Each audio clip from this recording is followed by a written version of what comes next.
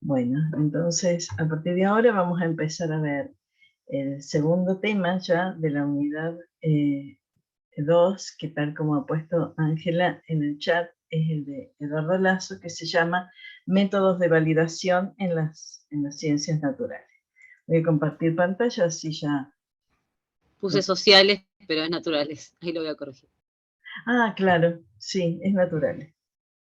Porque en realidad este método es muy... El que vamos a ver, no es...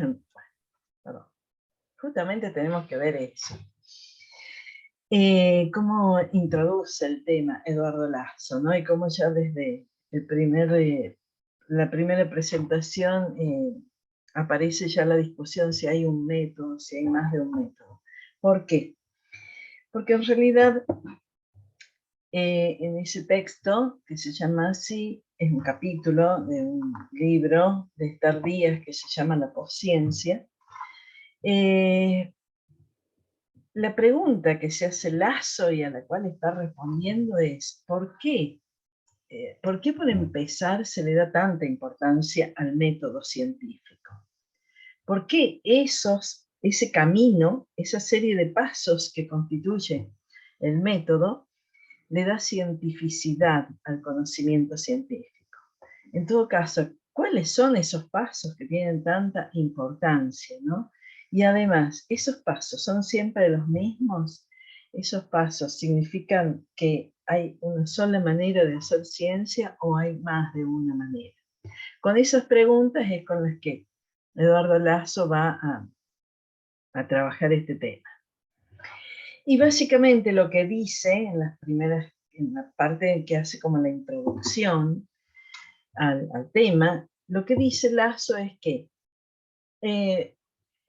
haber encontrado esto que se llama el método para las ciencias, para la epistemología tradicional, que es la que vimos en la clase anterior, que es la que nace con la ciencia en la modernidad, ha significado tener como una norma, como un marco normativo, que va diciendo cada cosa cómo hay que hacerla y cómo pasar a lo que sigue.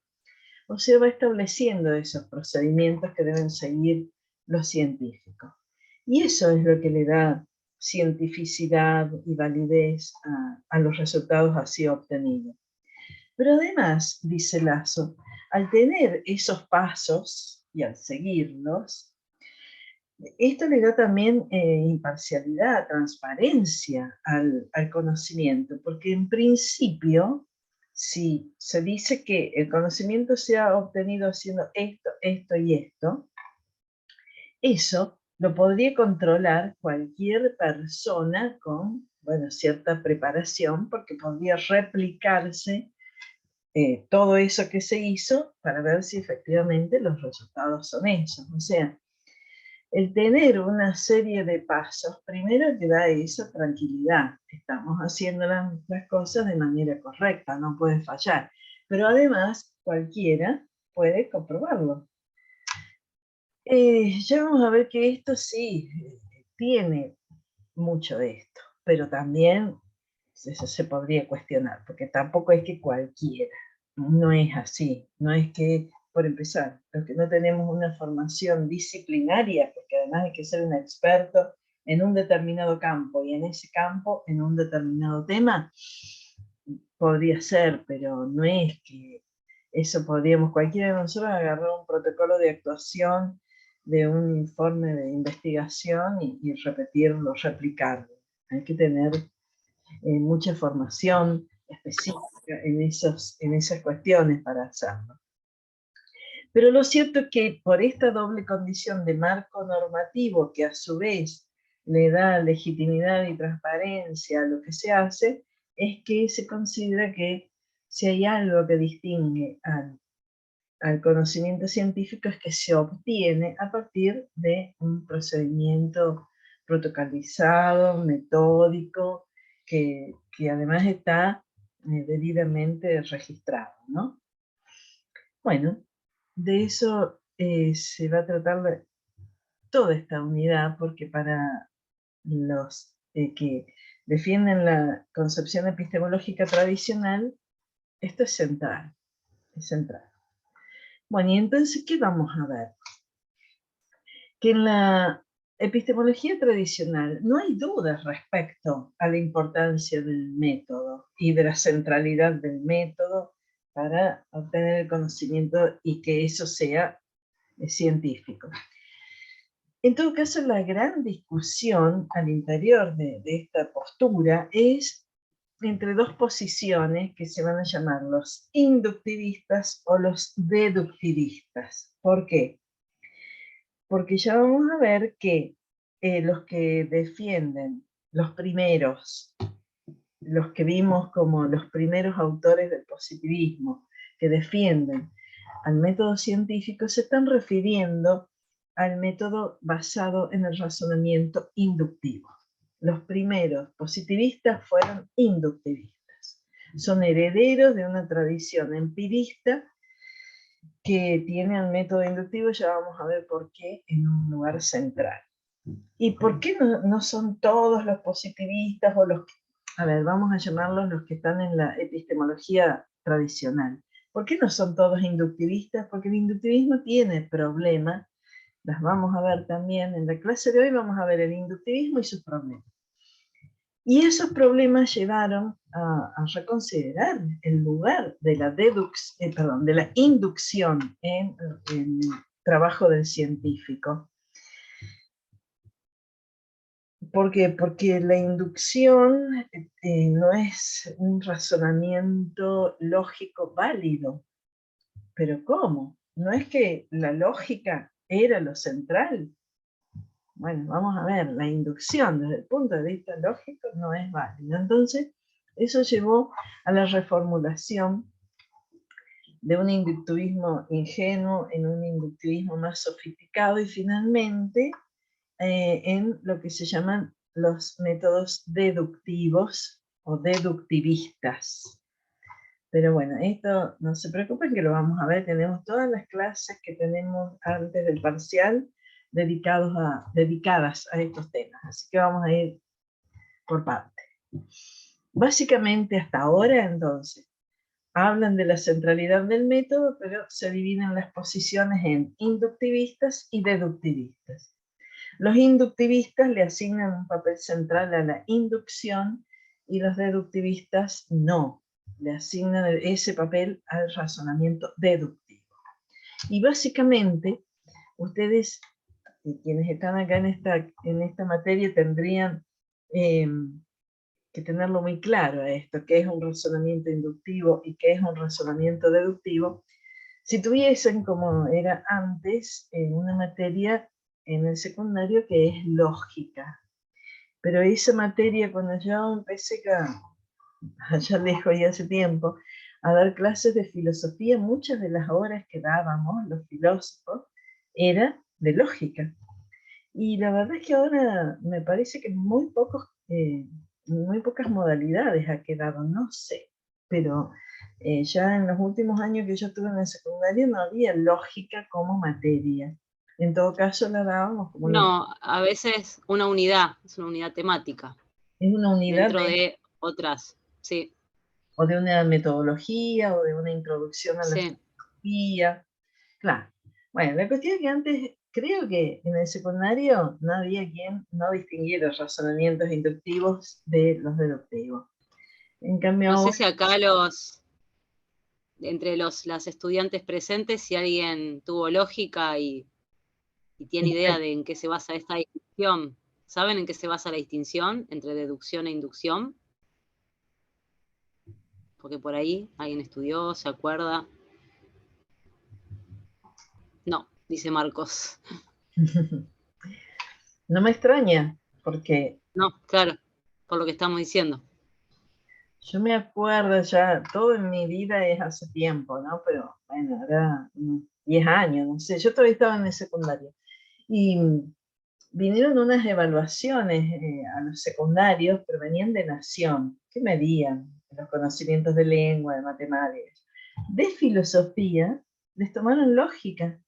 Y dentro, yo daba filosofía en ese colegio, les había dado una unidad, menos mal, porque si no hubieran salido re mal evaluados.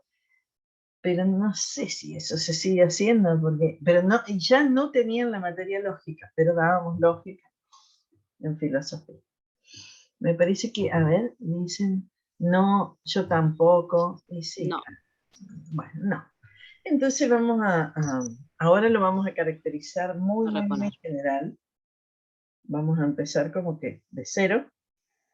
Después lo van a ir enganchando más. Antes, en esta materia también dábamos bastante lógica, y después era como que no llegábamos a dar los últimos temas, entonces ahora lo damos mientras vamos desarrollando los métodos. También nosotros nos confiamos con eso. Bueno, básicamente, cualquiera de nosotros y nosotras razona inductiva y deductivamente. Lo hacemos, tal vez no con rigor lógico ni siguiendo la forma lógica, pero ¿en qué consiste razonar inductivamente? ¿Cuándo razonamos inductivamente? Bueno, cuando conocemos un caso, otro, y generalizamos. Eso así en términos bien generales sería razonar inductivamente, o sea, generalizar a partir de algunos casos. En la ciencia, cada caso es una proposición singular o particular. Yo digo, bueno, conozco un hincha de Boca y es fanático, para no meterme en problemas. Conozco otro hincha de Boca, es fanático. Esa es una proposición singular. Estoy hablando de un hincha de Boca, lo vamos a llamar A, fanático. Para no usar otros adjetivos porque genera problemas. Otro hincha de Boca, fanático. El tercero, la tercera hincha de Boca, fanática.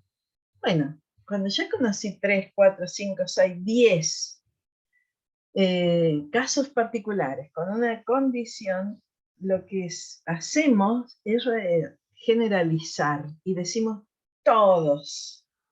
Sería les hinchas de Boca son fanáticos, para hablar inclusivamente. O sea, estamos diciendo a partir de casos particulares algo que generaliza para todos los casos. Sí, lo hacemos y con esto nació la ciencia, con este tipo de razonamiento, con esta posibilidad, ¿no?, de tomar muestras de casos y generalizar.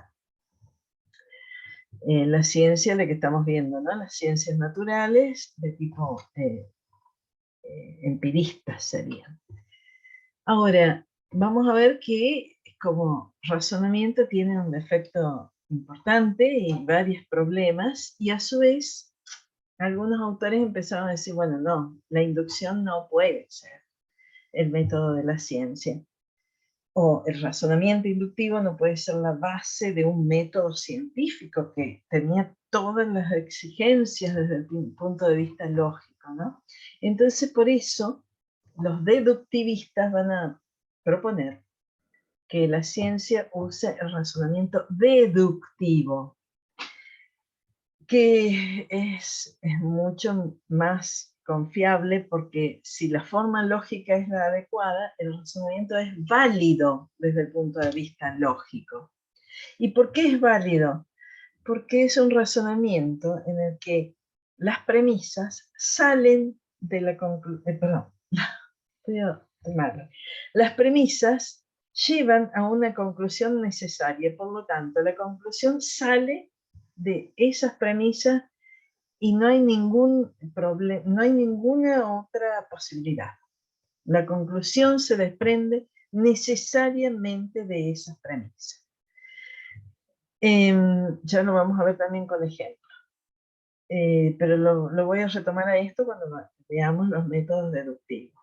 Pero en este caso, si el razonamiento sigue una forma lógica válida, no hay ningún riesgo. Si las premisas son verdaderas, como la conclusión se desprende necesariamente de esas premisas, la certeza respecto al valor de verdad de la conclusión es total. La conclusión es necesariamente verdadera.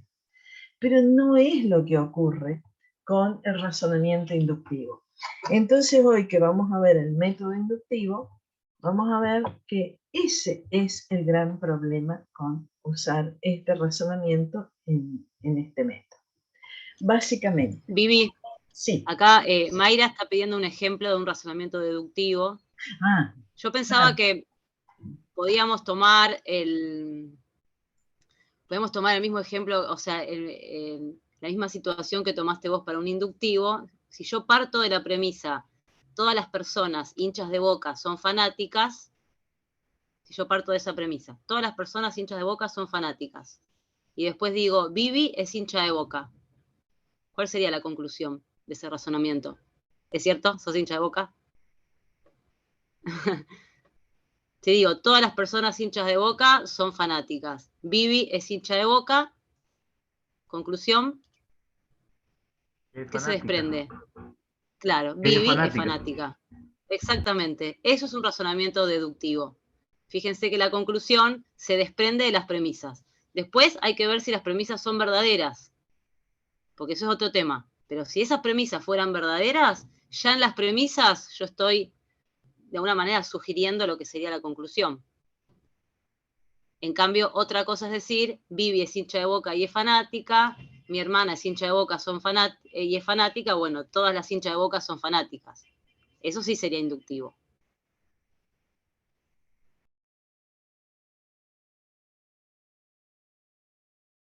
Vivi, estás muteada.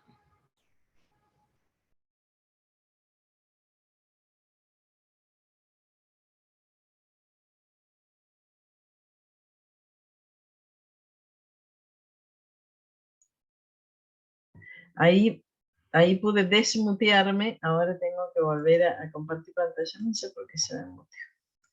Ahora vuelvo a compartir. En el ejemplo que estás dando, Ángela, de razonamiento deductivo para hacer la contracara, no habría ninguna posibilidad de que sea falsa la conclusión si esas premisas que todos los hinchas de Boca son verdaderos y que yo soy hincha de Boca, luego yo... Ay, no estoy malo. Todos los hinchas de Boca son fanáticos. Fulano, cualquiera, ¿no? X. ¿Comprobamos que es hincha de Boca? Bueno, si todos lo son, ese que es un caso también lo va a ser. Si es verdad del todos, no puede fallar. Tomando uno de los elementos del todo, va a ser verdadero también. Ahora, el problema es el valor de verdad del todos en este tipo de razonamiento. ¿Dónde sabemos con certeza que esa premisa es verdadera? Pero va a ser un problema que vamos a ver cuando lleguemos a los razonamientos deductivos aplicados a los métodos deductivos. Que acá quedó como que no entran los dos, pero que son el método hipotético deductivo y el falsacionismo. En cambio, los razonamientos inductivos son la base, el armazón lógico de los métodos inductivos, que en realidad tienen como distintas formulaciones, pero el método inductivo es uno solo, sino que puede ser más ingenuo o más sofisticado. Hoy va a estar difícil porque estuve con una defensa de tesis desde muy temprano, estoy quemada, haciendo el acta, y yo, bueno, pero disculpa, vamos a tratar. Menos mal que Ángela te veo que estás bien. Bueno, cerrando esta parte, según el razonamiento que sea la base o la armazón lógica, podemos tener el método inductivo en sus dos versiones, pero que en esta materia no le damos importancia a una distinción, a una sutileza, más bien a que tengan en claro en qué consiste el método inductivo. Y por otro lado, tenemos métodos deductivos, que pueden ser tanto el hipotético deductivo como el falsacionismo, si la base es un razonamiento deductivo. Bueno, ahora vamos a ver en un ejemplo el razonamiento inductivo. El que generaliza a partir de pocos casos, que toma de muestra y que, bueno, a partir de eso se aplica una generalización a toda una clase de hechos o procesos. Por ejemplo, esto, ¿no? A1 es B. ¿Por qué se le pone A1? Porque es un elemento de una misma clase. Entonces, cada elemento de esa clase o de ese conjunto va a ser A1, A2, A3, A4. Serían cada hincha de boca. A1, A2, A3, A4. ¿Es qué cosa? B. B es una, en este caso, una propiedad que tienen cada uno de estos elementos A. Entonces, A1 es B, en este caso es la expresión, la forma lógica de el bronce es un metal y se dilata con el calor.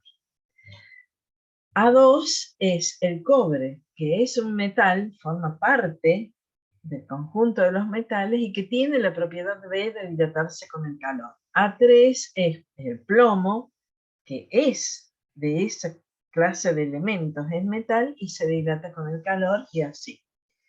A4, y podría seguir la lista y ser larguísima hasta AN, pero a cada A le hemos encontrado que tiene algo en común con los otros A, y es que se dilata con el calor. Bueno, eso es lo que permite pasar de esas premisas a la conclusión, todo A es B. Es decir, todos los metales se dilatan con el calor. En este razonamiento, después tendríamos que asegurarnos de que la primera premisa, A1 es B, sea verdadera, que efectivamente eso sea así. Si estamos hablando del bronce, que efectivamente se dilate con el calor. Y así con cada uno. Imaginemos que ya está todo sometido al control experimental y efectivamente el bronce, el cobre, el plomo, el hierro, cuando se los ha expuesto al calor, dilataron. Todas premisas verdaderas. Ahora, ¿es necesaria la verdad de la conclusión todo A es B? No. ¿Por qué? Porque en las premisas yo he tomado muchos casos, pero no todos los casos. Por eso amplié. Lo que digo en la conclusión es mucho más que lo que está en las premisas. Entonces, al agregar cosas, no es seguro. Puede aparecer un metal que no dilate con el calor. Y entonces tengo todas premisas verdaderas y una conclusión falsa. Es ese salto, ese pasar de algunos casos a todos, el que desde el punto de vista lógico no garantiza el paso de la verdad de las premisas a la conclusión. Es lo que ven en los ejemplos acá, en los dibujos, ¿no? Perdón, en las imágenes. Se creía que todos los cisnes eran blancos, porque durante mucho tiempo no se había visto cisne de otro color que no fuera blanco. Entonces, habían tomado un montón de casos de cisnes que eran blancos, luego los cisnes son blancos. No se discutía. Hasta que en un lugar en Australia apareció, por primera vez se encontró un animal que tenía todas las características de los cisnes, o sea, era un cisne, pero en lugar de ser blanco, es negro. Entonces, todos los cisnes son blancos, es verdadero, hasta que aparece uno solo y hace falsa esa conclusión de todos los cisnes son blancos. Y es porque nunca se había podido comprobar que cada uno de los cisnes actuales y en una de esas los que nacen a futuro también, sean de ese color. O sea, siempre arriesga la conclusión de un razonamiento inductivo. Las conclusiones de la inducción son probables. Sí, sí, hasta acá. Abajo tenemos la de los metales, en los ejemplos, ¿no? De imágenes, que hasta acá es verdadera, hasta acá, hasta el día de hoy. Todos los metales que se han expuesto a fuentes calóricas se dilatan. Ahora, ¿puede aparecer en el futuro un metal? Bueno, algunos dirán, en una de esas no es un metal. Sí, pero si tuviera todas las otras características y no dilatara, tendrían que hacer lo que hicieron con los cisnes en su momento. Decir que, bueno, todas las premisas eran verdaderas hasta ese momento, pero la conclusión fue falsa.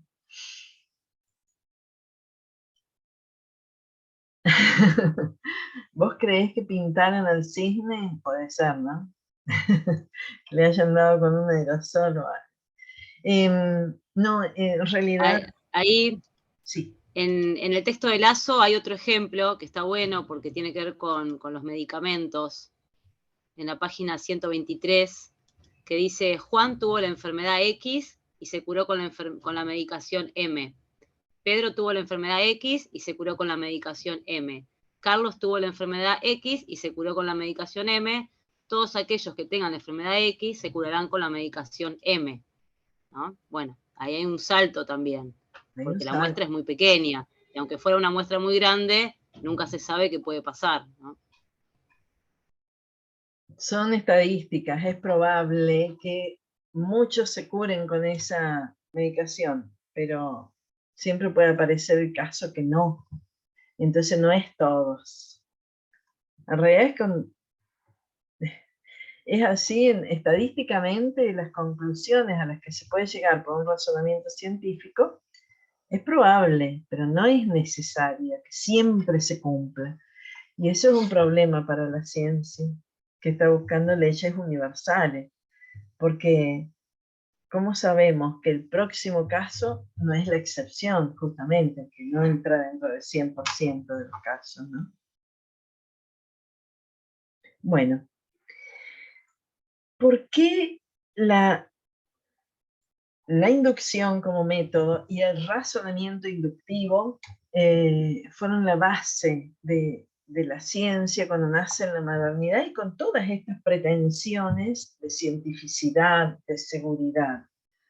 Justo la ciencia que más preocupada estuvo, como fue la ciencia de la modernidad, en encontrar un método que no falle y una lógica, un basamento lógico incuestionable, justo arranca con un razonamiento que desde el punto de vista lógico, eso me lo olvidé decir en lo anterior, pero desde el punto de vista lógico es inválido.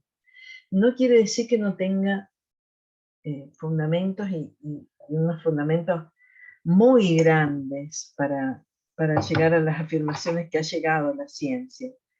Pero lógicamente los únicos razonamientos válidos van a ser los deductivos, no los inductivos.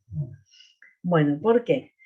En realidad porque siempre que se ha pretendido hacer ciencia basada en la experiencia, en los datos, en los hechos, la experiencia se nos presenta de la manera en que se presentan los cisnes, los enfermos que son sometidos a tratamiento, se nos presenta en casos particulares. Esa es la experiencia que tenemos de la realidad. Ninguno de nosotros sale a la calle y se encuentra con todos los habitantes de Caleta Olivia, si vivimos en Caleta Olivia. No es, la experiencia no es del todos. No están ahí. ¿Dónde decimos todos los estudiantes de ICC del primer cuatrimestre del 2022? ¿Están todos acá hoy? No. Están cada uno de ustedes, casos particulares. Entonces, claro que el razonamiento de la ciencia empírica, el más apropiado, es el inductivo. Por esto, porque el punto de partida son los casos particulares. Acá estoy viendo que Mayra hace una pregunta, ya lo retomo. Entonces, cuando los griegos hicieron las primeras experiencias de conocimiento de lo que hoy llamamos ciencia, empírico, por ejemplo Aristóteles, que comparado con Platón era mucho más empírico, más materialista, más basado en la experiencia, bueno, empezaron a pensar en el razonamiento inductivo como la base de un conocimiento más fundamentado. Y Aristóteles ya propuso en su época una inducción como método, como razonamiento en el que se basara la ciencia. Pero él decía que la verdad la única inducción perfecta es la completa, o sea, aquel razonamiento inductivo que llega a una conclusión, a una proposición universal, pero que toma como premisas cada uno de los casos posibles, todos los casos posibles.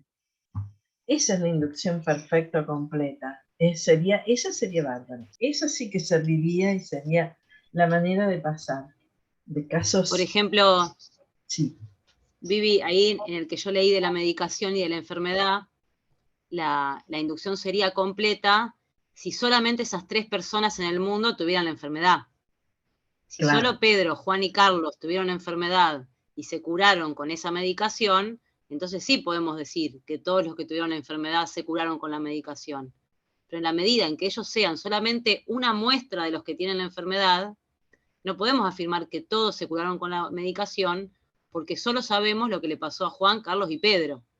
Tal cual. Entonces, ¿qué sería? O sea, solo podemos decir con seguridad, todos los que tuvieron la enfermedad se curaron con esta medicación, si todos fueran solamente ellos 3. Exacto. Pero sabemos que pero en general en medicina se trabaja con una población mucho más grande, salvo que sea una enfermedad rara que solo la tuvieron 3 personas, sería exagerado saltar de 3 casos a decir que todos, ¿no?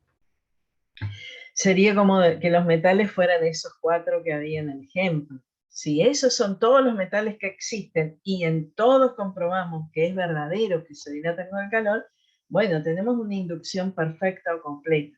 Pero los metales son muchísimos más y lo que es peor, no sabemos cuántos son. No sabemos si van a aparecer metales que todavía no están identificados como tales. Entonces, en realidad, la inducción perfecta o completa en la que pensaba Aristóteles sería bárbara, pero no es aplicable a los cisnes, no es aplicable a la cantidad de enfermos de cualquiera de COVID, por ejemplo. ¿Por qué no se puede del COVID establecer leyes universales y que se cumplan en todo el mundo? Porque puede haber excepciones, porque hasta acá hay probabilidades altas, hay estadísticas de que, bueno, ocurren determinadas cosas, pero no es una ley universal lo que se puede alcanzar. Después de Aristóteles, ya en el siglo XVII, y así, a partir de ahí se pensó mucho en la inducción como la base del método científico, en el razonamiento inductivo como la base del método científico, y la proponen autores que además le han dedicado mucho esfuerzo en convertirla en una manera de conocer muy confiable, ¿no? Por ejemplo, Francis Bacon, cuando propone el método para la ciencia es inductivo y da la serie de pasos. Después esto lo trabaja muchísimo John Stuart Mill en el siglo XIX, en ese libro de 1841, que se llama así Un sistema de lógica inductiva, en el que hace un trabajo fino de encontrar, bueno, cómo se usa el razonamiento inductivo en el conocimiento científico para que sea efectivamente confiable. Bueno, pasa a ser por todos estos antecedentes, y pasa a ser el método de la ciencia. Galileo, Newton, el propio Bacon, que toman a la naturaleza como el punto de partida de cualquier investigación, para ir a la naturaleza van a usar el método inductivo. Hoy vamos a ver un ejemplo de un investigador que usa este método y sirve, pero por supuesto, ha dado grandes avances a la ciencia, y también se han cometido errores en nombre de la inducción por esto, porque arriesga. Bueno, en el siglo XX lo vimos en las clases anteriores, ¿no? El empirismo lógico, que quería enunciados que hablen del mundo, que tengan significado, que tengan contenido empírico, que sean traducibles a cosas que podamos comprobar en la realidad. Le dieron muchísima importancia a ese ir a la experiencia. Y los primeros empiristas van a ser inductivistas, hasta que aparecen los problemas. Y los problemas aparecieron por el mismo uso del método inductivo, y entonces, bueno, ahí vamos a ver que van a tener que encontrarle, algunos van a insistir en la inducción como método de la ciencia y otros van a decir, No, la inducción no puede ser la base. Y algunos van a decir, el último autor que veamos va a decir la inducción no puede tener ningún papel en investigación científica, porque no puede ser que se base en eso la ciencia. Mayra, preguntás cuál es la diferencia entre inductivo y deductivo. No sé si la pregunta era de otro momento de la clase o querés que repasemos eso.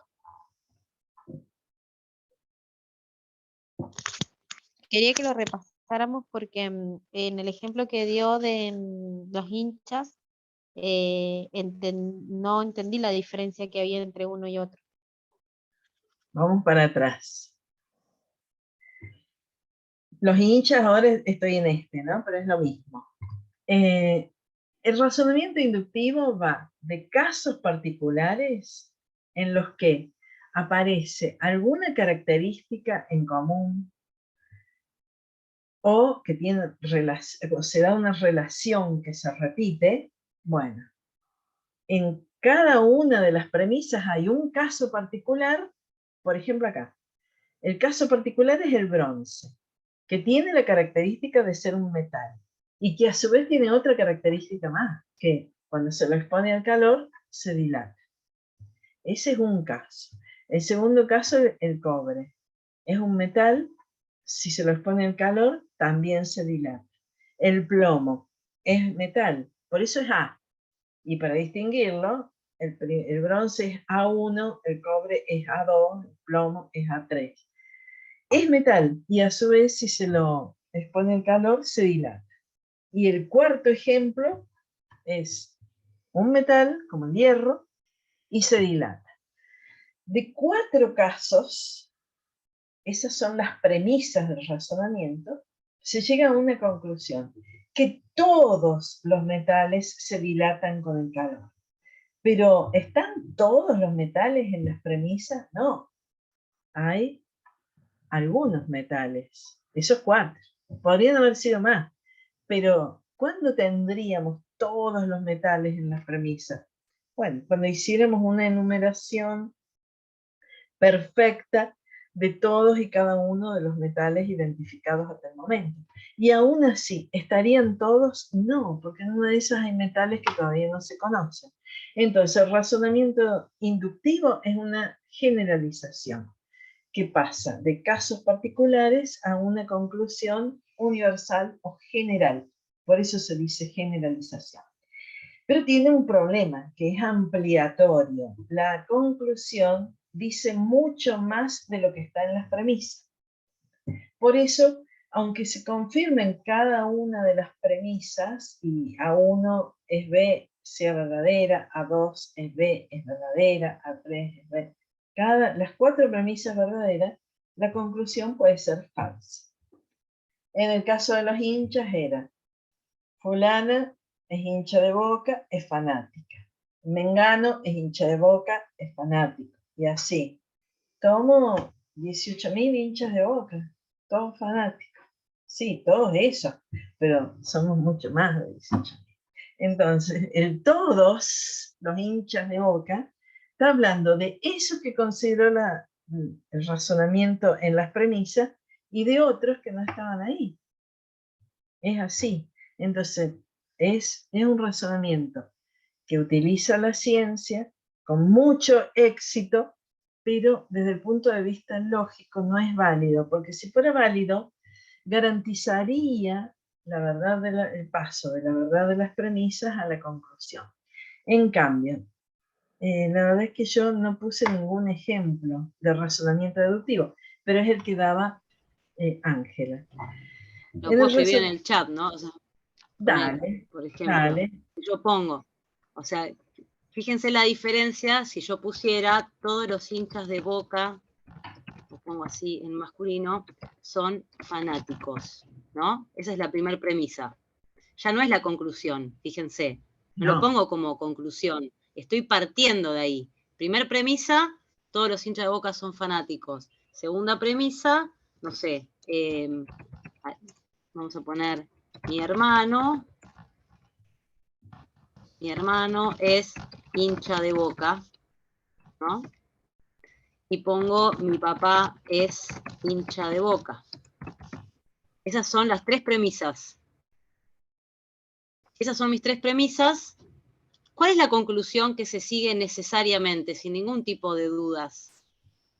Esas son premisas, puntos de partida. Yo digo, todos los hinchas de Boca son fanáticos. Después digo, mi hermano es hincha de Boca. Y después digo, mi papá es hincha de Boca. La conclusión, no, que son, no. No. Que son todos de Eso ya Boca, está en las no. premisas. Eso ya lo dice la premisa. No, porque eso ya lo dice la premisa, que son todos... ¿Que son que hinchas? no, porque que son todos fanáticos. ¿Se entiende? Si todos los hinchas de Boca son fanáticos, mi hermano es hincha de Boca, mi papá es hincha de Boca, siguiendo lo que me dicen las premisas, yo debería concluir que mi hermano y mi papá son fanáticos. Porque estoy relacionando O sea que ser yo hincha puedo de decir, Boca. o sea A que yo ver. puedo decir que la diferencia está entre que el inductivo, las premisas, como dijeron recién, desde el punto de vista de la lógica, no es válido, pero en el otro tendría que ver la diferencia con la premisa que estoy hablando. A ver, Porque yo pregunto está cuál es bien la diferencia. La diferencia sería que en un razonamiento inductivo, la conclusión no se desprende necesariamente de las premisas. Porque pueden ser todos fanáticos los hinchas de Boca, pero pueden no serlo. Es decir, con la información que tengo, no necesariamente tendría que llegar a esa conclusión. O sea, en un razonamiento inductivo, entre las premisas y la conclusión, no hay una necesidad, no es necesaria esa conclusión. Podría ser otra la conclusión.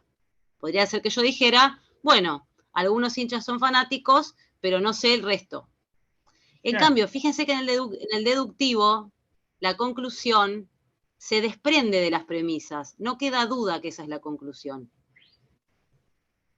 Yo podría decir todos los hinchas de Boca son fanáticos y después decir mi hermano es hincha de Boca y decir mi hermano no es fanático sin caer en una contradicción. Claro.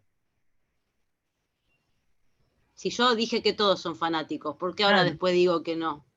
Sería un contradictorio, entonces. Sería contradictorio. En esa es como que está todo... Bueno, porque en estos ejemplos que estamos dando partimos de premisas generales, todos. Si yo digo que todos los cisnes son blancos y digo que me encontré un cisne en el placar, voy a decir que el cisne que me encontré es blanco.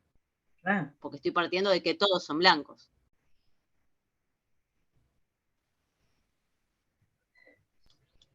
¿Se entiende de esta manera? Sí. En la inducción voy de casos particulares que yo puedo estar segura de que esos casos son verdaderos, pero como generalizo y digo mucho más, digo que esos casos son verdaderos, pero otros que no están ahí también, ¿por qué? Porque digo todos. Entonces, en la inducción el problema es cómo paso de premisas, que son muchas, pero no tantas, a hablar de todos. Es como que está todo generalizado, tal cual. Eso es la inducción. Se generaliza. ¿Se procede así en la vida? Sí. ¿Cuántas veces? De 3 casos que conocemos hablamos, como esto de los hinchas de Boca. Ponemos otras palabras, ¿no? Pero conocemos 3, 4, 10, 15, 20, 50, o mucho. ¿Cuántos más? Y sin embargo hablamos de todos. Ahí estamos generalizando. Hablamos de los que conocemos y de los que no conocemos. En cambio, cuando razonamos deductivamente, el problema en el razonamiento no va a estar, porque el razonamiento no va a fallar. El problema va a estar en que sea verdadera la premisa que dice, todos los hinchas de Boca son fanáticos, mi hermano es hincha de Boca, mi hermano es fanático. Está perfecto hecho el razonamiento. Ahora, puede fallar, ¿por qué? Porque no sé si todos. El problema de la verdad está en las premisas. En cambio, en el razonamiento inductivo, el problema de la verdad está en la conclusión. Y a la ciencia lo que le importa es la generalización. A la ciencia lo que le importa, en el caso de la inducción, es que la conclusión sea verdadera. Van a ver que es un problemón. Por eso van a tener que cambiar en eso.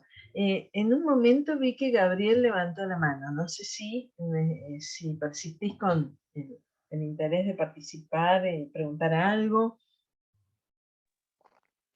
Sí, yo entendí así, ¿no? Que el método inductivo se parte de una premisa en particular de cada individuo y se llega a una conclusión general. Y que en el método deductivo es todo al revés, se empieza desde una conclusión generalizada y se va fraccionándolo por cada premisa. Tal cual. Después hay que ver, ¿no? Pero sí, en uno partimos de casos particulares y llegamos a una conclusión general. Eso es la inducción. En el otro, ya partimos de una premisa universal. Y después sacamos de esa premisa un caso y bueno, sí, si todos tenían una propiedad y este es un caso de esos, la va a tener. Hay un montón de ejemplos. La verdad Claro. es que el razonamiento deductivo desde el punto de vista lógico es válido. Si la forma es válida, estamos seguros de que hemos razonado bien. El problema va a ser otro. Pero hoy nos vamos a quedar con el problema de la inducción, que me parece que ahora sí ha quedado más claro, ¿no? El problema de la inducción es que viene bárbaro porque va a la realidad y se asegura de tomar casos y comprobar que esos casos son verdaderos y después, a partir de esos casos, llegar a una conclusión que es altamente probable de que sea así. Altamente probable. Como cuando se decía todos los cisnes son blancos. Y sí, no era una cosa arriesgada decir eso. Si hasta ahí, cada vez que se encontraba un cisne era blanco en distintos lugares del planeta. Ahora, ¿podía fallar? Sí, de hecho sí. El día que se encontraron cisnes con otro plumaje, además negros, bueno, la primera discusión es, ¿pero esto también es un cisne? Sí, porque era todo igual, todo igual. Pues bueno, en eso los que saben de biología tienen su criterio de clasificación de las especies. Sí, también era cisne. El otro día, viendo así en Twitter, cualquier cosa, resulta que hay no hay nada que ver con nada, ¿no? Todo que ver con todo. Unos perros que tienen hasta los huesos negros. Son todo negro, negro, negro, negro, hasta los huesos. Bueno, eso ahí es por una enfermedad. Pero raro, ¿no? Porque por más que sea negro el pelaje, bueno, esto es de todo negro. Estaba en Twitter eso, no sé por qué el tema. Ni sé cuál era el tema. Cualquier cosa en Twitter. Bueno, seguimos, vamos bien. Habíamos visto por qué la ciencia, antes de la modernidad, ya Aristóteles, que era más empirista que Platón y los otros griegos de la época, porque su padre era médico, él tenía una profunda vocación por conocer también cuestiones de este mundo. De hecho, él hizo la primera taxonomía en la biología, la hizo Aristóteles. Bueno, era lo que se sabía en ese momento, ¿no? Pero él se puso con eso. Y él creía que el razonamiento inductivo podía ser la base de un conocimiento epistémico fundado. Pero después en la modernidad hubo un montón de autores, yo ahí puse esos dos como para ejemplificar, pero hay un montón de autores tratando de describir cuál es el método de la ciencia y en esa metodología la inducción tiene un papel central, incluso a comienzos del siglo XX para los primeros positivistas. Bueno, y vimos que eso tenía problemas. Que estoy yendo al revés. Ahora, bien. En definitiva, cuando la ciencia adopta el método inductivo, los pasos serían estos. Primero, observación de todos los hechos. Estamos hablando de los primeros inductivistas. Todos los hechos. Claro, el todos es una pretensión, porque bueno, son los que vamos a poder ver, porque ¿qué investigador va a poder ver a todos los enfermos de una determinada patología en el mundo? Pero va a haber muchos. Bien, todos, decían ellos, el punto de partida de la investigación es ese, observar. Sin prejuicios, sin selección previa, observar, observar, observar.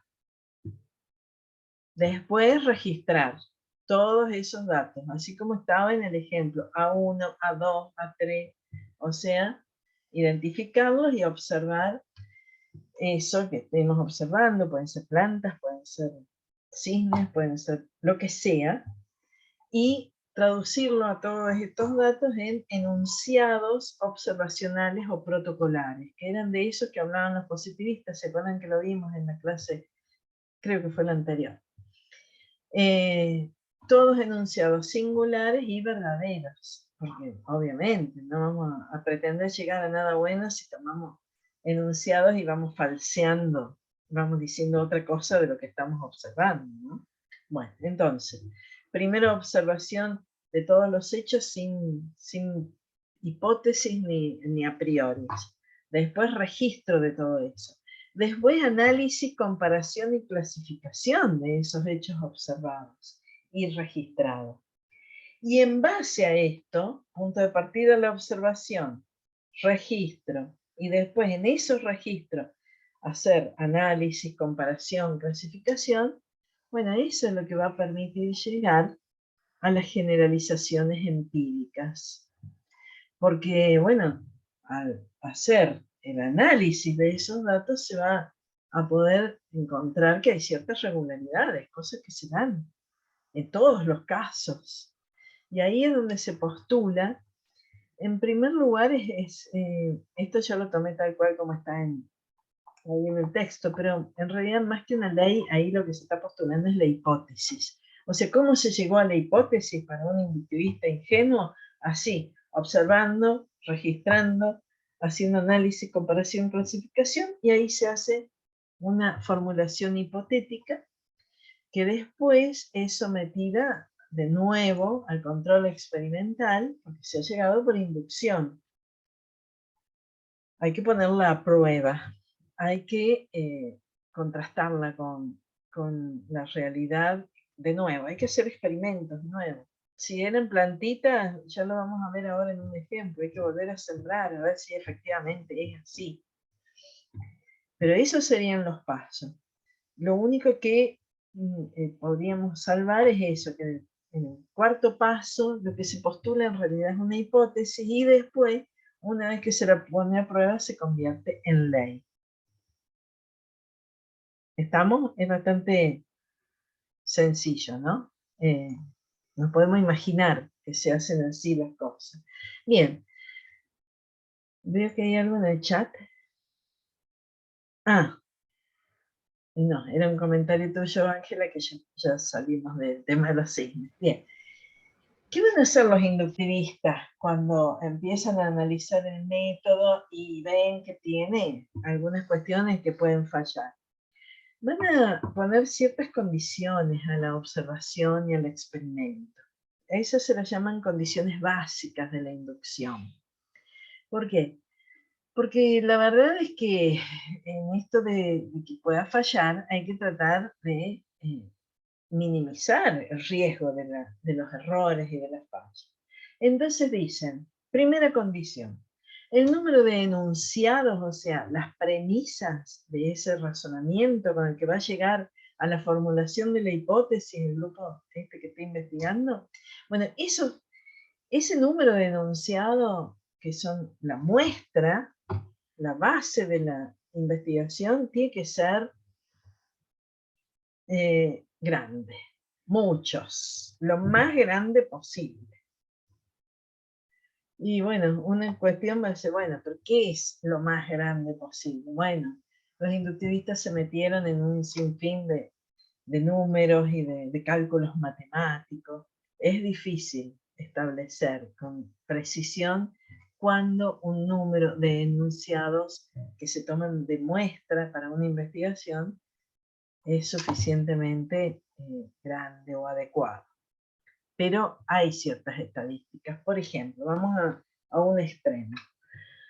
¿Ustedes confiarían en una encuesta que habla de, no sé, de cualquier tema, ¿no? Pero esas encuestas, no sé, si los quienes vivimos en Caleta queremos que hagan alguna cosa en la Costanera.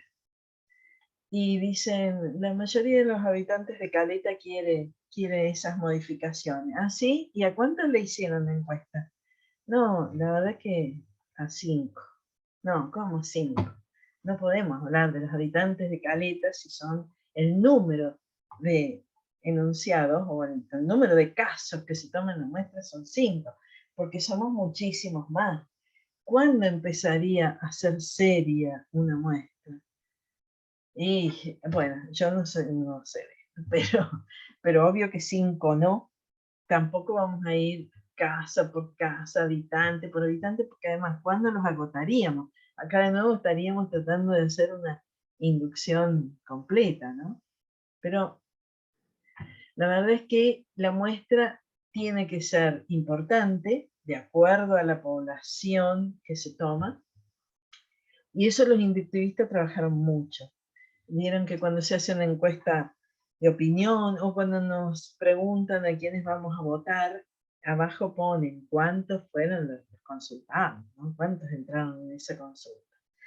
Esa es una. La segunda es que las observaciones realizadas deben repetirse variando las condiciones de observación. ¿Por qué? Porque es poco seria una investigación que se hace siempre en las mismas condiciones. Por ejemplo, ya lo vamos a ver en el ejemplo de Mendel, ¿no? Si estamos investigando un tipo de planta, bueno, y tiene diferencias en la forma y el color de la semilla, en la forma o el color de la flor, bueno, bien, hay que tomar en cuenta varias condiciones, no una sola, y repetir eso muchas veces. Sería como que, no sé, querramos hablar de ciertos hábitos o consumos y hablemos siempre de la misma gente a la misma hora en los mismos lugares. ¿Estaríamos haciendo algo importante? No, estamos repitiendo siempre lo mismo. Una condición básica de un trabajo basado en el método inductivo es que las condiciones sean variadas.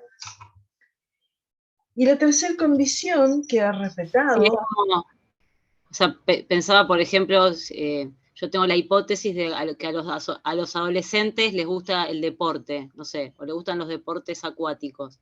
Pero todas las encuestas que hago las hago en gimnasios, en clubes acuáticos, y bueno, es probable que si hago las encuestas en esos espacios, me va a dar que a todos les gustan esos deportes. Pero ahí entonces tengo que trabajar con adolescentes en otros ámbitos para ver si puedo generalizar eso o no, ¿no? Entonces a veces la muestra que tomo es engañosa porque me lleva a decir lo que yo quiero, a lo que yo quiero llegar, pero tengo que también ver qué pasa en otros ámbitos. Sí. Para ver si puedo generalizar o no.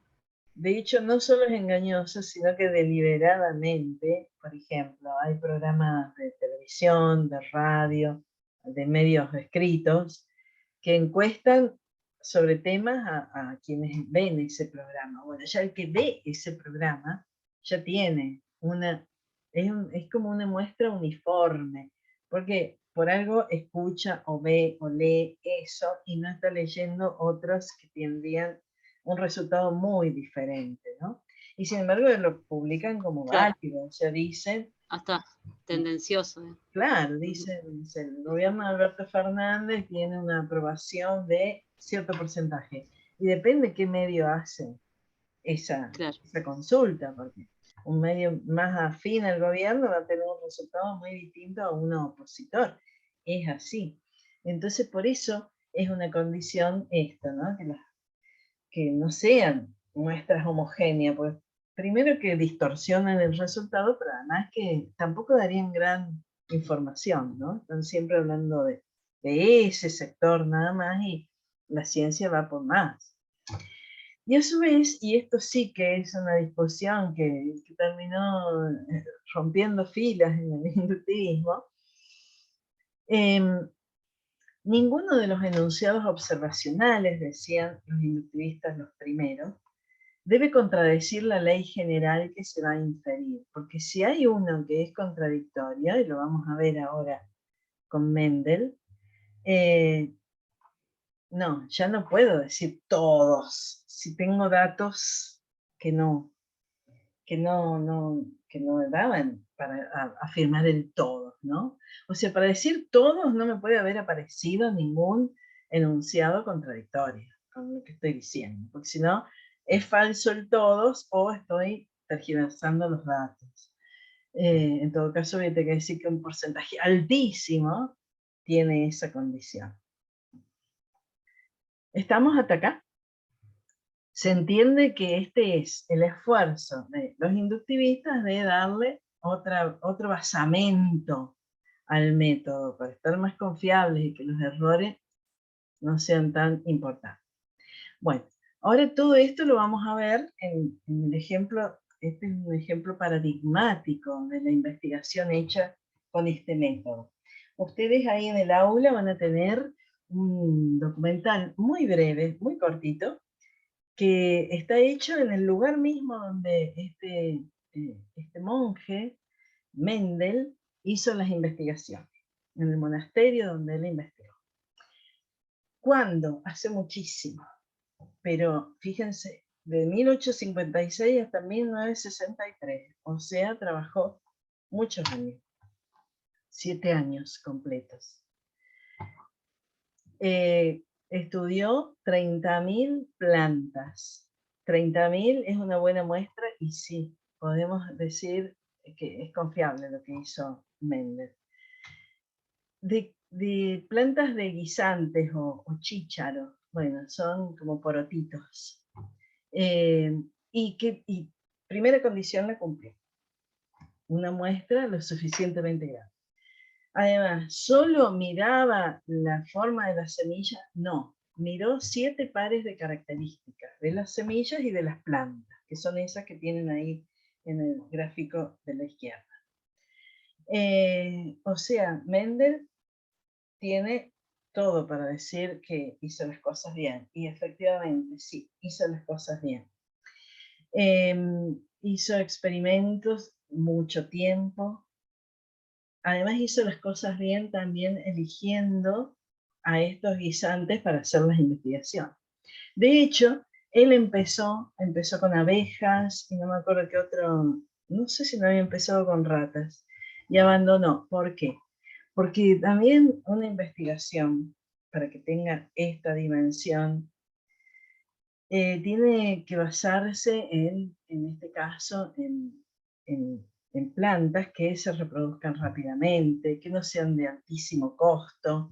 ¿Por qué se tienen que reproducir rápidamente? Porque él estaba viendo cómo pasaban ciertas características por herencia. Entonces, si la vamos a hacer con animales que tienen un periodo de reproducción mucho más largo, porque una generación tiene que llegar a tener hijos adultos para ver cómo son sus primeros, cómo es la transmisión de esos caracteres, y así. Imagínense en seres humanos lo que llevarían estos estudios, ¿no? Que entre generación y generación mínimo 15, 20 años.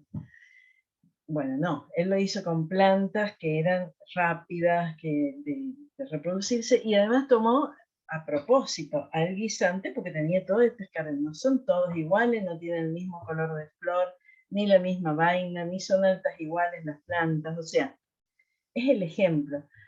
Podríamos decir, Mendel es el ejemplo de cómo se usa bien este método. ¿Y llegó a resultados importantes? Sí, muy importantes, que son las leyes de la herencia. Ahora, ¿qué pasó que Mendel se murió sin saber que él había hecho algo bien? Bueno, porque él mismo, frustrado porque en ese momento se encontraba con casos que no entraban dentro de la ley, de las leyes que él había encontrado, él mismo incluso dejó la investigación, se dedicó a administrar el monasterio en el que estaba y abandonó la ciencia. ¿Y por qué? En realidad no es porque estaba mal lo que él había descubierto, es que le faltaban considerar otros datos que sí inciden, y él no lo sabía, en las leyes de la herencia. Pero hasta acá justamente fue tan prolijo en la aplicación del método que incluso se frustró cuando no le daba los resultados que él esperaba. De hecho, por eso mismo también a Mendel se lo recupera mucho tiempo después y va a ser la base de la genética actual. No sé si ustedes lo conocían, pero básicamente Mendel, a partir de esta experimentación rigurosa y sistemática, llegó a establecer una estadística que en algunos aspectos es válida, y que además es lo que se tomó de fundamento de la genética que ya se desarrolla en el siglo XX, ¿no? Él efectivamente hizo una observación libre de prejuicios, él no iba pensando nada, él plantaba, etiquetaba, observaba, registraba, clasificaba y contaba a mano. En el video van a ver que él se ponía a contar a mano, granito por granito, y lo hizo a partir de generalizaciones inductivas, a la manera en que se presenta el método en esa primera versión. No solo fue libre de prejuicios, sino que acá que tenemos allá en la pantalla cómo era la primera generación, bueno, yo no sé nada de biología ni de genética, así que yo voy a hablar muy a los ponchazos, pero básicamente, ¿qué nos imaginamos si tenemos? Él trabajaba, eso es otra cosa que hizo con toda seriedad Mendel. Él trabajaba con los primeros intercambios, lo hizo con especies puras y diferentes. Por ejemplo, un granito amarillo con uno verde. Siempre los experimentos tenían la misma lógica, no cambiaba. Entonces, ¿qué nos podemos imaginar de un granito amarillo con uno verde? Que va a salir algo que va a ser una mezcla, ni amarillo ni verde, va a ser entre los dos. Bueno, claro, eso era lo que se decía hasta ese momento. Había como hipótesis respecto a que, bueno, la herencia, los caracteres, que son en realidad que tienen que ver con el fenotipo, eran eso, una mezcla de los dos progenitores. Bueno, lo primero que le resultó a Mendel de sus experimentos es que no es así. De la primera esa cruza salen todos con, por ejemplo, en este caso, amarillo. ¿Por qué? Porque hay factores, que es lo que va a descubrir Mendel con sus investigaciones, que son dominantes, y hay otros que son recesivos. No obstante, ya en esta generación que ahí llaman F1, esos amarillos ya no son el amarillo el primero. ¿Por qué? Porque si mezclamos esos dos amarillos, aunque no aparezca ningún verde, en la generación que sigue aparece ese que venía heredando, después se van a llamar genes esto, recesivo, que era verde. Y eso esa proporción de 3:1 se va a repetir en todos los casos. O sea, la primera generación es amarillos, aparentemente son solo amarillos, pero de la combinación ahora de esos dos amarillos va a aparecer un verde. ¿De dónde? De aquel verde que vendría a ser el abuelo de estos. Eso fue tremendo descubrir eso. ¿Por qué? Porque el cruzamiento de los amarillos puros empezó a arrojar resultados en los que aparecían genes recesivos. Y eso para la genética después va a ser fundamental. No sé si conocen de esto, si han leído, pero bueno, ¿con qué? Ahí ya me voy a las críticas. ¿Con qué nos quedamos de Mendel? Sí. Acá dicen, Vivi, que lo vieron en la escuela secundaria. Maggie, por ejemplo, dice. Qué bueno. Las leyes de Mendel. Claro. Mendel es un autor muy antiguo, imagínense que ahora todo esto está superado, ahora de todo sabemos muchísimo más. Pero lo traemos a esta asignatura primero porque en realidad es un ejemplo de que efectivamente durante mucho tiempo se utilizó y se sigue utilizando este método en la ciencia, se sigue utilizando. Y él cumple con todas las condiciones, él es como un buen ejemplo de este método. Y la verdad que lo que descubrió fue enorme. En su momento pasó como que, porque él mismo le quitó importancia a lo que había descubierto. Pero después, claro, después se descubrió que había otros factores que tenían incidencia en la genética y además porque ninguno de nosotros cumpliría ninguna de estas reglas porque no somos especies puras, ya nosotros venimos de mucha mezcla, ¿no? Pero hay una base acá que va a dar sustento a la genética actual. Y Mendel la descubrió así, yendo sin prejuicios, sin las ideas previas que llevaba, no, miraba, observaba, catalogaba, contaba cómo salían los granitos y en base a eso hizo la estadística. Eso está en el video que tienen en el aula. Acá Vivi, Marcos pregunta si un ejemplo de razonamiento inductivista puede ser decir que el virus COVID-19 afecta al sistema respiratorio. Si sería un razonamiento inductivista. Bueno, claro, sí. Hay estadísticas. Porque no necesariamente, ¿no? O sea, puede afectar también el sistema digestivo, no sé, no todo el mundo.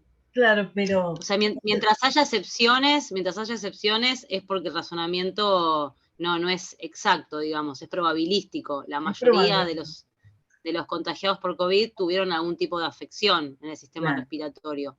Pero no sé si es un virus que afecta solamente al sistema respiratorio. No. Habría que ver las estadísticas, sí.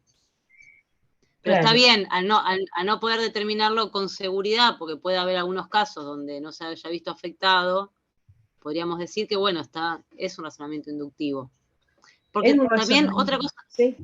yo creo que hay algo que por ahí estaría bueno aclarar, y creo que por eso está el ejemplo de Mendel, es que la inducción, por más que no nos dé seguridad 100% de las conclusiones, la inducción sirve para descubrir un montón de cosas de la realidad. Claro. Es un razonamiento súper útil, porque nos permite ir identificando qué elementos hay en común entre distintos casos y nos permite generalizar. La ciencia necesita generalizaciones.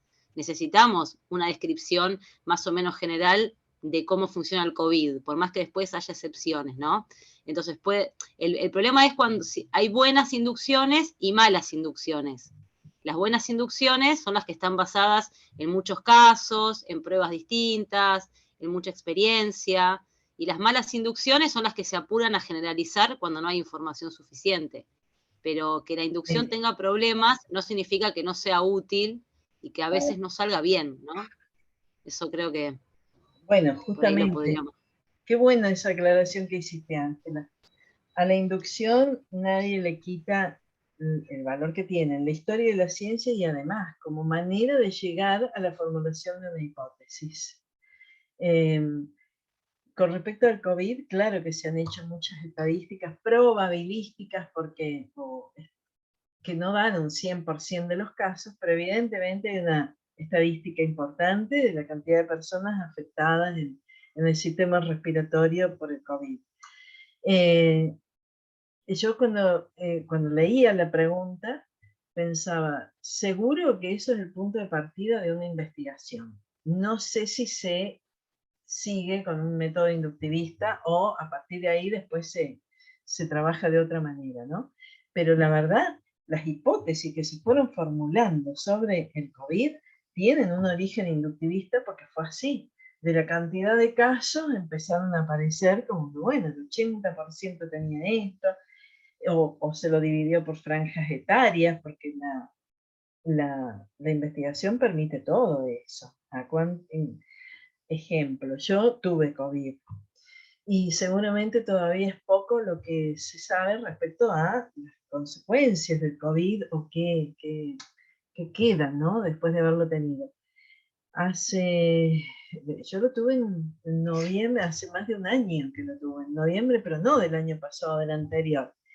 Y hace 6 meses empecé a tener un tema en los oídos, que resultó ser que ahora están también investigando eso, que se llama tinnitus, que sentimos así como un zumbido, que tiene que ver con que afectan, y todavía están investigando. Bueno, como punto de partida para una investigación, seguro que llegó por estadística, porque cuando yo fui al otorrino me dijo que sí, que aparecen casos a cierta cantidad de meses de personas que han tenido COVID con esta cuestión.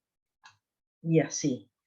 Entonces, ¿cómo le vamos a quitar valor a la inducción si es lo primero que hacemos cuando vemos que la casuística, el médico, primero que nada para indicarnos la medicación, ¿en qué se basa? En la casuística.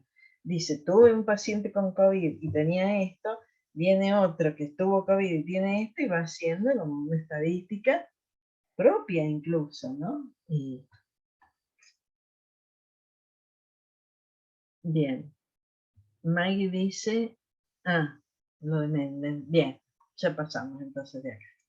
Pero ¿se entiende? Esto es lo que pensaron gente que estaba seriamente pensando en investigar y que de hecho lo hizo y hizo grandes aportes a la historia de la ciencia. Quiero ver cómo estoy de tiempo. Me queda un ratito. Entonces vamos a ver ahora, la última parte de lo que vamos a ver es las críticas y los problemas del método inductivo, sobre todo en esta versión ingenua, la inicial, que llevó a reformulaciones grandes algunas.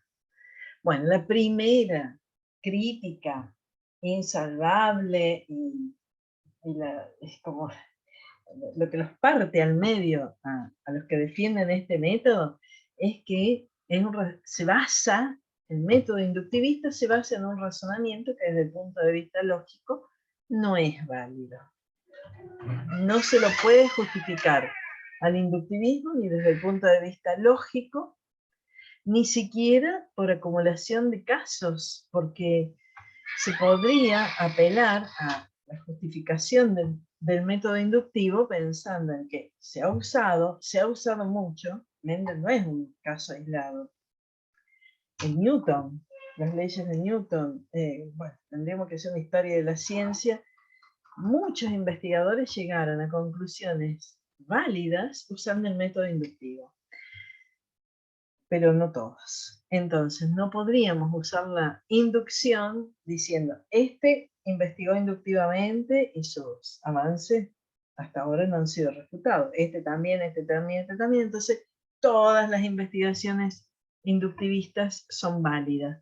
No, porque es un círculo vicioso, estamos usando el razonamiento inductivo para justificar la inducción. Y justamente no lo podemos justificar porque ha habido muchos casos exitosos, pero en otros hubo errores, ¿no es cierto?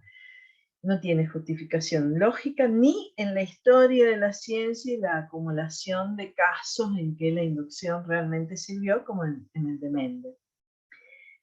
Lo otro muy, muy, muy criticado también del método inductivo es el problema de la probabilidad. ¿Por qué? Porque los inductivistas, con eso de ponerle condiciones básicas a la inducción, trataron de resolverlo. ¿Y cómo? Bueno, pidiendo el aumento de los casos, ¿no? Que apoyaran al método inductivo. Ahora, el aumento de los casos puede no significar nada en cuanto a la validez de la conclusión. ¿Por qué? Porque la probabilidad de estar frente a una conclusión verdadera, o sea, haber llegado a un resultado de una investigación que podamos decir que es verdadero, es un número que sale de dividir el número de casos tomados en la muestra por el número total de casos. Bien, eso da, por ejemplo, si el número de casos que uso en la muestra, me parece que están las letras al revés, debe ser M dividido N, pero no importa, puede haber sido yo al armar esto. pero en lazo seguro que está bien. Bueno, si el número de casos que toman la muestra es 50 y el total de casos es 50, 50 dividido 50 da 1, y ese es el estado ideal. Es lo que decía Ángela cuando decía, si yo tomo 3 casos de enfermos, que son los únicos 3 que tienen esa enfermedad, estoy dividiendo 3 dividido 3, o sea, la muestra es 3 y el total de casos es 3. ¿Puede fallar? No, no puede fallar, porque lo que estoy diciendo es la inducción completa. Bueno, puede haber casos muy deseables en que tomemos la mitad de los totales. Por ejemplo, ustedes en este momento no son 520, pero son 400 y picos. Y en realidad los que entregan el práctico son 197. Ustedes son 197. Para hacer una investigación sobre determinada cuestión de quienes cursan Introducción al Conocimiento Científico en el primer cuatrimestre del 2022 en la UACO, si tomamos la mitad de los casos totales, que son los 197, bueno, también tenemos un número importante de casos. Y ahí estamos. En el primero vieron que la división daba 1. En el segundo da 0,5. Estamos muy bien. Ahora, podríamos seguir diciendo, porque hay muchísimos números entre el 1, que sería la certeza total, y el 0, que es la peor de las situaciones, y es cuando el grado de probabilidad no existe, que es lo que dice más arriba, ¿no? El 0 se da cuando tomamos como casos, como número total de casos, un número potencialmente infinito. Volvamos a Mendel. Los guisantes de Mendel, ¿cuántos son? ¿Cuántos guisantes de esos hay en el mundo? Y habrá, y hubo. Y nadie, Mendel por supuesto no lo podría decir, pero tampoco ningún biólogo en la actualidad, ni en ningún momento, porque tiende a ser infinito el número de plantas, el número de, no sé, seres vivos en el mar, en el océano. Imagínense, cualquier aspecto de la naturaleza o físico que consideremos, el número total de casos tiende a ser infinito, y Mendel trabajó con 30.000, está bueno, está muy bueno como número de muestra. Pero la relación entre esos 30.000 y el total de casos que tiende a ser infinito, cualquier número dividido a infinito es igual a 0. Entonces, el problema de la probabilidad es que la inducción completa es segurísima. Es el total de los casos en la muestra, entonces no le voy a errar. Pero vamos a la realidad. En la realidad, la ciencia trabaja con 30.000, 50.000, 100.000. 100.000 de infinito es nada. Y la probabilidad ahí no aumenta, es 0. La probabilidad de que sean verdaderas las leyes de Mendel por la cantidad de casos que tomó es 0. Así de triste. No hay salida en relación a esto. Ahora, es más serio haber tomado 30.000 que 3, pero obvio que 30 también. O sea, no es lo mismo 30.000 que 3, es obvio. Pero siguen siendo 30.000 de infinito. ¿Se entiende esto?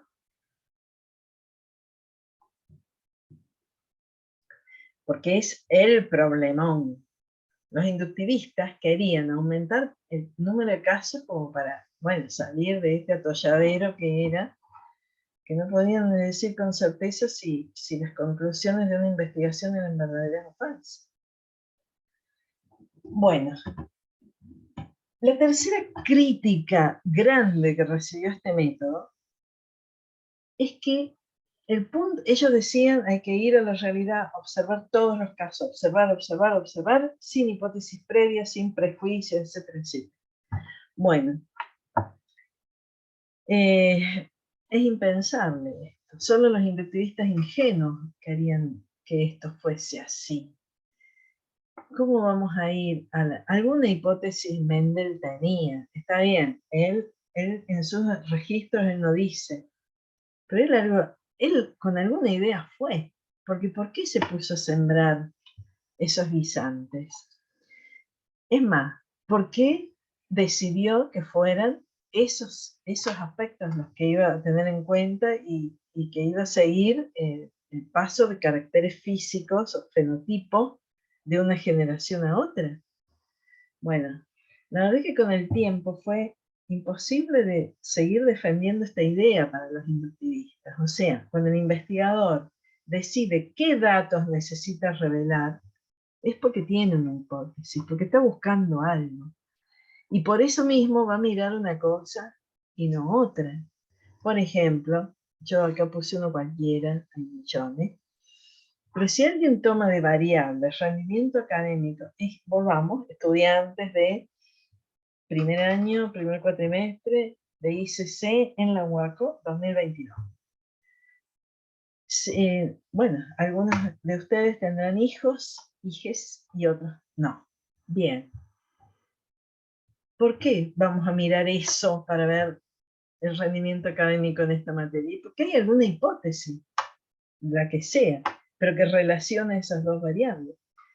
Otros investigadores van a decir, no, yo voy a tener en cuenta, no sé, qué tipo de modalidad en el secundario hicieron. Bueno, ahí hay una hipótesis también, o lo que sea, cuando ya arranca la investigación y se está mirando esto y no lo otro, es porque hay algún tipo de hipótesis. Eso va a ser un tema que los inductivistas, que tenían como ese objetivo, ¿no? Ir a la realidad libres de prejuicios, libres de supuestos previos, bueno, van a tener que reconocer que para encarar una investigación algo se está buscando y eso es desde un marco teórico determinado y con supuestos que guían la investigación. Y otra cosa es que tampoco fue posible para el inductivismo decir que durante las observaciones no haya preconceptos o ideas. El propio Mendel. Y por poner un ejemplo de alguien que hizo lo mejor que se puede imaginar esta investigación, ¿no? Sin hipótesis, ¿cómo se hacen las observaciones? O sea, sin hipótesis es casi imposible ver. Siempre comento yo una experiencia, siempre la misma, ¿no? En un viaje en que coincidentemente iban biólogos. Yo iba a una pingüinera de Río Gallegos más al sur, como para el lado del faro del fin del mundo, que además es un viaje que vale la pena en todos los sentidos. Pero en este caso teníamos un problema en el que se descompuso el colectivo. Eso no es no es tan fácil porque es un lugar desértico, un frío tremendo. Bueno, el tema, yo ni sabía que iban biólogos ahí en ese viaje. Podría haberlo pensado porque íbamos a la pingüinera, pero no. Bueno, la cuestión es que colectivo descompuesto, no daba para mucho, había viento, estaba frío, pero bueno, nos bajamos. Y los biólogos, yo descubrí que eran biólogos porque se pusieron a mirar en las matas ahí que estaban en ese lugar circunstancial y hablaban y veían un montón de cosas. Porque yo no había visto nada. Yo buscaba nada más un lugar donde sentarme. Y ellos veían eso, porque ellos tenían marco teórico para ver, o sea, desde el marco teórico de los biólogos, es que distinguían, mira esto, mira lo otro, porque yo hoy creo que cualquiera que no tenía formación en biología, no podemos ver sin el marco teórico. En la vida hay muchas cosas que no las vemos porque no nos son significativas, porque no las asociamos a nada, porque están ahí, pero no están ahí, porque para que las podamos ver, tenemos que tener algo desde lo cual hacer que eso tenga alguna relevancia. Entonces, estos primeros inductivistas fueron muy criticados, tuvieron todos estos problemas, que el razonamiento que usan no se puede justificar lógicamente y no es válido, que la probabilidad de esa a la que apostaron de ajustarla en base a condiciones básicas para la observación y el experimento es un esfuerzo válido, pero muy limitado, porque por más que sea, hizo bien las cosas Mendel, claro que las hizo bien. Está mucho mejor como él lo hizo que haberlo hecho con poquitas plantas y así nomás. Está re bien lo que hizo. Pero pueden ser falsas sus leyes. De hecho, él mismo lo pensó. Pedir una investigación que parta de una observación sin ninguna hipótesis, entonces, ¿qué está observando? Mínimo tiene que relacionar 2 o 3 variables para ver qué pasa en la realidad con eso. Y lo último, ¿se puede observar sin ningún marco teórico? La verdad que no, porque por eso mismo un biólogo puede investigar estas cosas, y Mendel tenía muchos conocimientos de biología. No era un biólogo de los actuales, pero era alguien, además de marco teórico, tenía el interés, que es otra condición que estos primeros investigadores querían sacarle al método, ¿no? Pero bueno, no sé si más o menos quedó claro, si quieren hacer alguna consulta, algún aporte, pero eso sería el inicio del método científico en la modernidad, ese que para la concepción tradicional es el que le da seguridad a la ciencia como forma de conocimiento. Fue así, con este método, se lo llama inductivismo ingenuo. En la clase siguiente ya vamos a ver que con todas estas críticas perdió mucha ingenuidad del inductivismo, al punto de que se llevó a la reformulación del método. No sé si me quieren comentar. Pensaba con respecto a lo de las hipótesis, que en general siempre la observación está guiada por una hipótesis, en el paralelismo con las investigaciones policiales, ¿no? No sé, hay un caso a resolver, pasó algo que no se sabe, no sé, cómo se explica, entonces, bueno, se van haciendo como líneas de investigación, como un detective que dice, bueno, a ver, tengo esta hipótesis, tengo esta otra hipótesis, tengo esta otra hipótesis, y de acuerdo a la hipótesis que tengo, es lo que voy a ir a relevar, a investigar, a mirar. Pero siempre hay una hipótesis que te guía. Cuando la descartás, bueno, construís otra. Y ahí también, bueno, pero esto lo vamos a ver más la clase que viene, la importancia de la creatividad en los científicos, la creatividad para inventar hipótesis interesantes. Tal cual. Para explicar las cosas. Cuando Pero vemos siempre series, observamos desde alguna hipótesis. Sí. Cuando vemos series policiales, esto queda muy... Es más, siempre los detectives, a veces no sabemos qué hipótesis manejan, pero ellos van buscando cosas que decimos, ¿por qué piden esto? O fueron a esa casa, o lo que sea. Y es por esto, porque si no estaríamos haciendo... estaríamos sin rumbo. O sea, lo que le da el rumbo a la investigación es un supuesto al que se va a confrontar, a ver si es así o no. Y a su vez también lo que van a sostener los que van a reformular este método es que en realidad es mucho más dinámico esto, porque si algo, ya lo hemos visto también en las series policiales, cuando algo se va a la realidad y no es así, se descarta y se suplanta por otro. En cambio, en este método la hipótesis sería algo que se sostiene por acumulación y se le va sumando más confirmaciones, ¿no? Lo cual es dudoso de que sea realmente así, porque hay un periodo de búsqueda, todavía no sabemos bien, pero estamos buscando, ¿no? Bueno, no sé si, ahora voy a chequear, pero me parece que no había consultas, si está claro. Ahí, Marcos.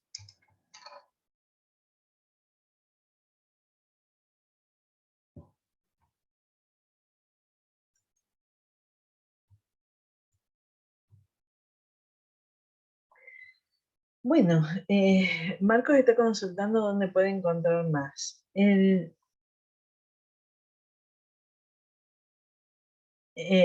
módulo, ¿a qué te referís? ¿A materiales de la cátedra? Bueno, mira, la verdad es que nosotras hemos tratado de simplificarles la cuestión de los materiales, porque sabemos que ese taparlos de materiales a veces es para que no, en definitiva no puedan leer nada. Hay un texto, es un clásico de todos los clásicos, que se llama ¿Qué es esa cosa llamada ciencia? El autor es Alan Chalmers, que tiene bien desarrollado este tema. Justamente inductivismo tiene, me parece son varios capítulos, 3 capítulos de inductivismo. Ese es uno. Ese texto, yo antes les decía vayan a la biblioteca, porque una vez hicimos un pedido, llegaron un montón de textos de Chalmers y ahí están. Pero si no lo tienen en internet, yo lo he visto que está en PDF.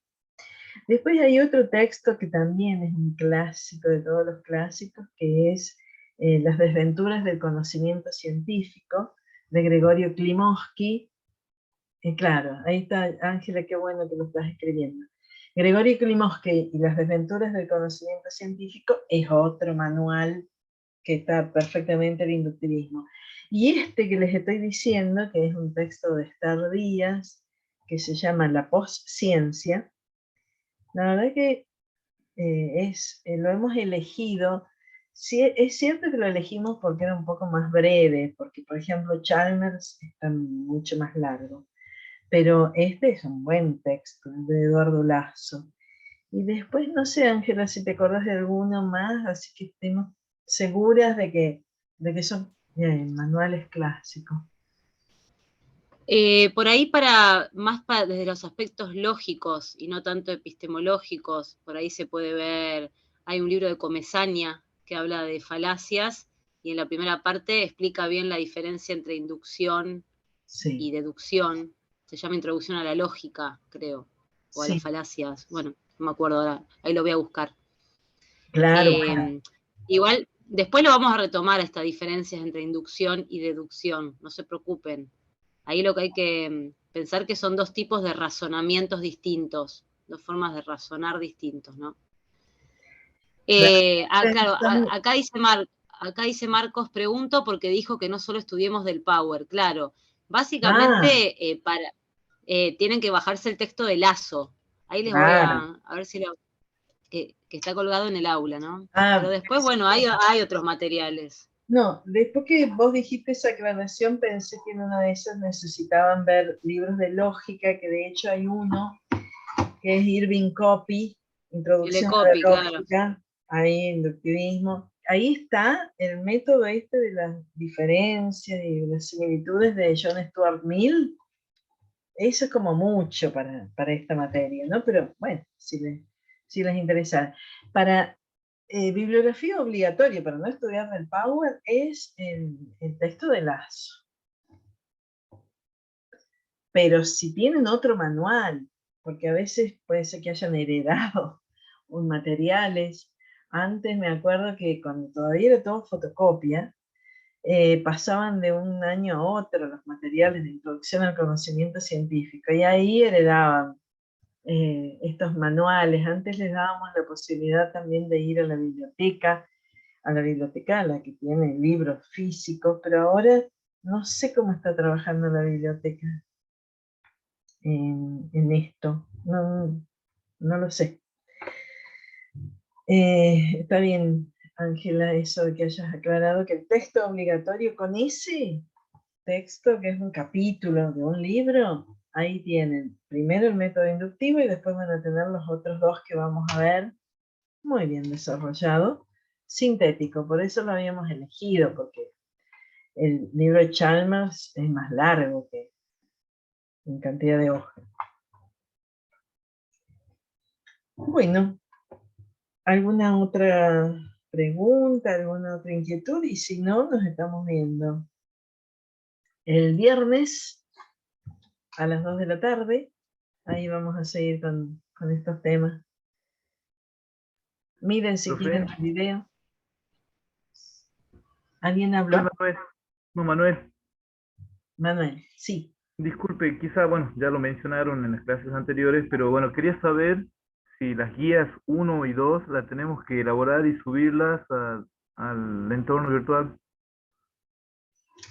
Las guías no son obligatorias, pero las hicimos para acompañarlos en esta lectura de los textos con preguntas que son claves, que ustedes puedan resolver. Contestando esas guías, ustedes se dan cuenta si entienden o no entienden el texto, y además de lo que trabajamos acá en clase, ¿no? En cuanto, no son obligatorias, pero en cuanto a la presentación de las guías, a veces tenemos en cuenta eso a la hora de considerar la nota final de la materia, porque siempre decimos que el estudiante que hace las guías, primero que va siguiendo la materia de otra manera, pero además que, bueno, hace un trabajo de los textos que nos interesa, sino que no tienen la característica de un trabajo práctico obligatorio. Es para ustedes, es para el proceso de aprendizaje y de comprensión de ustedes, de los temas. Ah, bien, profe, gracias, porque yo la había elaborado, por eso preguntaba. Perfecto, bueno, subila. Eso ¿vos te acordás, Ángela, qué fecha tenían? Yo siempre estoy colgada con esas cosas. Me parece que falta. 21 para el y 27 TP. creo que es. Ah, ¿de ahora de mayo? Ah, tienen tiempo todavía. Bueno, ¿Se refieren al TP1? ¿Al TP2 digo? Porque para las guías creo que no pusimos fechas, ¿o sí? Pusimos el fechas del trabajo TP. práctico. 27 de mayo sería el TP2. Claro, pero todavía no lo hemos, Sí. no se asusten que todavía no lo hemos explicado. No lo subimos todavía. No. O sea, al día de hoy están bien porque ya presentaron el 1. Si han hecho las guías y las quieren ir subiendo, no hay problema, pero había tiempo todavía. Y el 27 de mayo van a presentar el trabajo práctico 2 y en la semana de junio, el primero, no. Ay, no quiero ser lío, pero en junio, a fines de mayo, comienzos de junio, ahí empezábamos a resolver el primer parcial. Sí, entre el 1 de junio y el 3 de junio. Eso. La semana que viene ya les vamos a subir las consignas del TP2. Después el 27 lo van a entregar. Y después los primeros días de junio vendría el parcial. Todavía faltan un TP. Pero resolviendo el TP1 y el TP2 ya están re bien para el parcial, porque son los mismos temas. No las mismas preguntas, pero sí los mismos temas. La idea era esa, que esos 2 TPs les sirvieran para preparar mejor el parcial y llegar bien con los temas manejados. Tal cual. Bien, gracias. Bueno. Gracias, profe. Bueno, que sigan bien, cuídense mucho, nos vemos el viernes. Hasta luego, profe, gracias. Chao, profe, hasta luego. Chao, profe. Chao, profe, hasta luego. Muchas gracias.